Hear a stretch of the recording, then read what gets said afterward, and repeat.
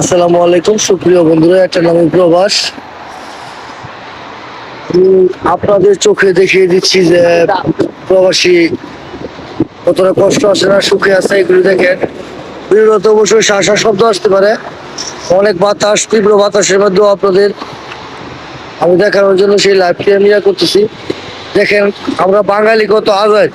এখন মাত্র 8টা 38 বাজে। দেখেন, কোনো রাস্তার মধ্যে কোনো লোক নাই। দেখেন, রাস্তার মধ্যে কোনো লোক নাই, সচরাচর একটা দুটো লোক, তাও বাঙালিরা হাটে মাঝে মধ্যে। আর বাংলাদেশ হইলে 8টা কেন 12টা কোনো দিকে রোডের মধ্যে অভাব নাই। কত পাল পাকনা লুকুলি ছেলেপেলে আছে, এদের জন্য রাস্তাঘাটটা আপনার নষ্ট হয়ে গেছে গা। তার কারণ হচ্ছে যে বাইক যে টান দেয়, এখান থেকেও বাইক টান দেয়, কিন্তু লিমিটের বাইরে কখনো কেউ